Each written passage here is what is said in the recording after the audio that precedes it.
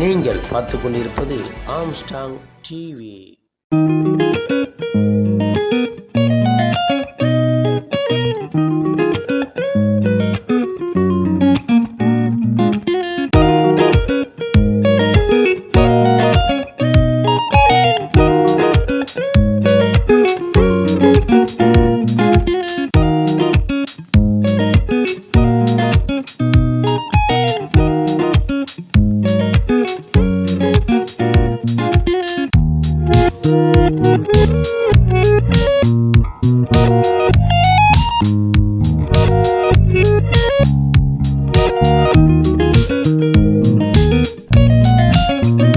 குட்கா புகழ்பெற்ற ஒரு முன்னாள் அமைச்சர், அவரை கூப்பிட்டு போயிட்டு நீங்கள் கட்சியில் போய் சேர்த்துக்கிறீங்க. அது கூட எப்படி?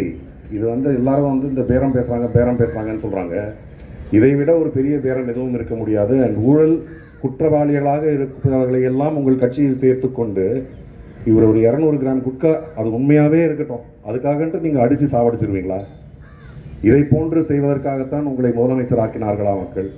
இன்றைக்கி மக்கள் அவர்களே கேள்வி கேட்கும் அளவிற்கு இந்த ஆட்சி பல இடங்களில், அதாவது வீடுகள்லாம் போய் இடிக்கிறது, யார் கேட்டாலும் எதற்கும் பதில் சொல்வதில்லை. இப்போ எங்களுடைய முதலமைச்சர், அன்றைய முதலமைச்சர் இதே போன்ற திராவிட முன்னேற்ற கழக ஆட்சியில் நடந்த பொழுது அவர் ஃபோன் பண்ணி மன்னிப்பு கேட்டார். அதாவது ஒரு மனிதனாக இருப்பதற்கு ஒரு முக்கிய காரணம் என்ன அப்படின்னா, தவறு செய்தால் மன்னிப்பு கேட்பது அப்படின்றது தான் மிக உயரிய குணம். ஆனால் இந்த முதலமைச்சர் இந்த விவகாரத்தை குறித்து இதுவரை ஒரு வார்த்தை கூட பேசியதில்லை.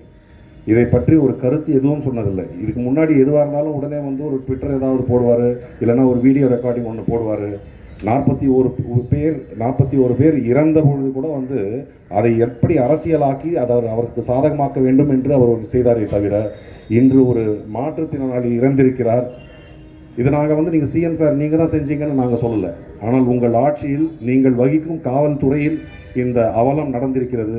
அதற்கு தார்மீக பொறுப்பேற்று எப்படி நீங்கள் கரூரில் அந்த இறந்த 41 பேருக்கு நீங்கள் போய் அவர்களை கொலை செய்தீர்கள் என்று யாருமே சொல்லவில்லை. எங்கள் கழக தலைவர் அவர்கள் சட்டசபையிலேயே சொன்னார், எந்த ஒரு தலைவனும் தன் தொண்டர்கள் மரணிப்பதை விரும்ப மாட்டான் அப்படின்றது தான் எங்களுடைய தலைவர் அவர்கள் சொன்னார்கள்.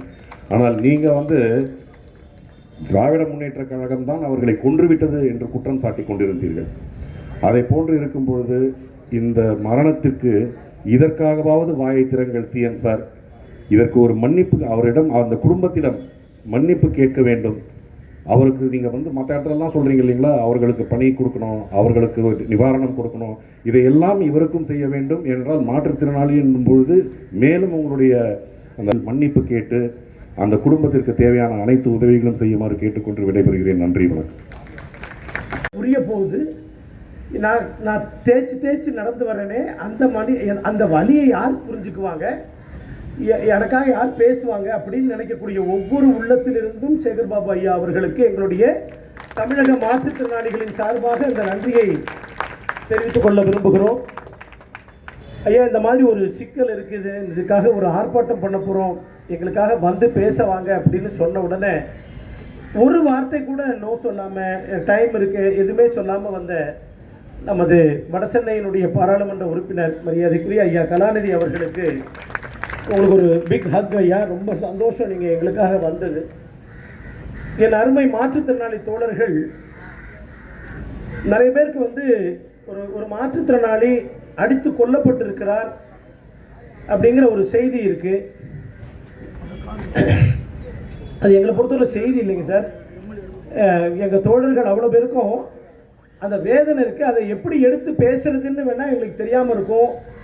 ஆனால் ஒரு மாற்றுத்திறனாளி அடித்து கொல்லப்பட்டு விட்டார் என்ற செய்தி ஒரு பேர் அதிர்ச்சியாகத்தான் எங்களுக்கு சேர்ந்தது. அண்ணே வலிக்குதுன்னே விட்டுருங்க. அவங்க தங்கச்சி சொல்லும் போது உண்மையிலே இந்த போராட்டத்துக்கான அந்த வலி எங்கேருந்து அவங்க கூட பிறந்த தங்கச்சி அவங்க சொல்லுங்க வலிக்குது விட்டுருங்கன்னு சொல்லியிருப்பாங்களே, வலிக்குது விட்டுருங்கன்னு அழுதுருப்பாங்களேங்க. அழுத பொழுது உங்களுக்கு கொஞ்சம் கூட வலிக்கலையா? ஒரு மாற்றுத்திறனாளின்னு நீங்க பார்க்கலையே. நீங்க உங்களுக்கு நாங்க எங்களோட உணர்வுகளை எங்கே சொல்றது? நம்ம சேகர் பாபு சார் கேட்டாங்க இந்த ஏற்பாடு ஓகேவான்னு. ஐயா, நான் உங்களுக்கு வார்த்தையில் என்னால் சொல்ல முடியாதுங்க. ஒரு வலியை ஒப்பாரி வச்சு அழணும்னு நினைக்கிற போது இந்த வலிக்கு இந்த ஒரு மேடையை நீங்க போட்டு கொடுத்துருக்கீங்களா, இது எவ்வளவு பெரிய விஷயம். நீங்க சந்தோஷமாக எவ்வளவோ நீங்க செய்தீங்க சார். நான் 50 லட்சம் ரூபாய்க்கு நான் ஏன் சேகர் பாபு சார் உங்களை நான் இங்க வேணும்னு கேட்டோம். நாங்க ஏன் கேட்டோம்? 50 லட்சம் ரூபாய்க்கு கடந்த 5 ஆண்டுகள்ல வீல் சேரு நம்ம கிழக்கு மாவட்டத்தின் வழியா ஒவ்வொரு தடவையும் மாற்றுத்திறனாளியை கூப்பிட்டு உட்கார வச்சு அவங்கள அதனால தான் சார் உங்களை கூப்பிட்டோம். நீங்க ஏன்னா இதை பேசுறதுக்கு எங்க கூட நின்றவர்களுக்கு தான் அருகதை இருக்கிறது. திராவிட முன்னேற்ற கழகத்திற்கு அந்த அருகதை இருக்கிறது. தமிழக வெற்றி கழகம் அந்த அருகதையை இழந்து விட்டது. ஒருத்தர் வாய் திறந்தீங்களா? நீங்க கேட்பதற்கு யாரும் இல்லை என்று நினைத்துக் கொண்டிருக்கிறது.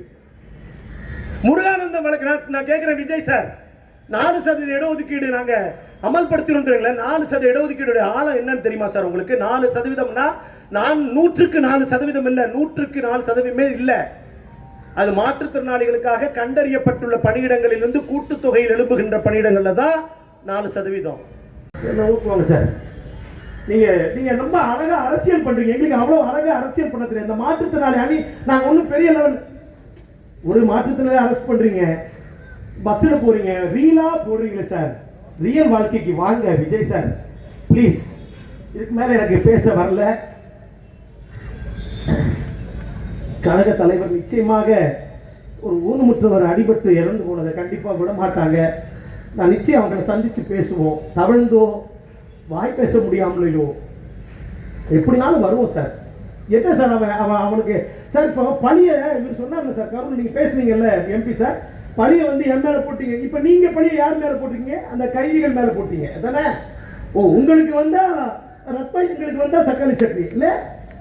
ஏன் சார் நீங்க போஸ்ட்மார்ட்டம் டாக்டர் நீங்க சொல்லுங்க, ரிகர் மார்டிஸ் ஃபாரன்சிக் சைக்காட்ரியில நம்ம ரிகர் மார்டிஸ் செட் ஆனதுலேருந்து எவ்வளவு நேரத்தில் அந்த மரணம் நடந்திருக்குன்னு சொல்லுவோம்ல, காஸ் ஆஃப் டெத் சொல்லாம நீங்க இப்போ அந்த போஸ்ட்மார்ட்டம் ரிப்போர்ட் தரீங்களே. 302 எப்படி சார் டக்குன்னு ஜெயிச்சிட மாட்டாங்களா சார்? அடிச்ச உடனே இறந்தால் தான் அது இவர் அடிச்ச காஸ் ஆஃப் டெத். இவர் அடிச்சார், அவர் இறந்தார். நீங்க 24 மணி நேரம் கழிச்சு இறந்தா கூட மெடிக்கல் காம்ப்ளிகேஷன்ல இறந்தோன்னு எத்தனையோ இடத்துல அக்யூட்டல் ஆயிருக்கு சார். நீங்க போஸ்ட்மார்ட்டம் ரிப்போர்ட்டை 19 இடத்துல அடிபட்டு இருக்கிறது உண்மை, ஆனா இறந்தது இதனால இல்லைன்னு சொன்னீங்கன்னா அவங்க ஆல்ரெடி வெளியில வந்துருவாங்க சார்.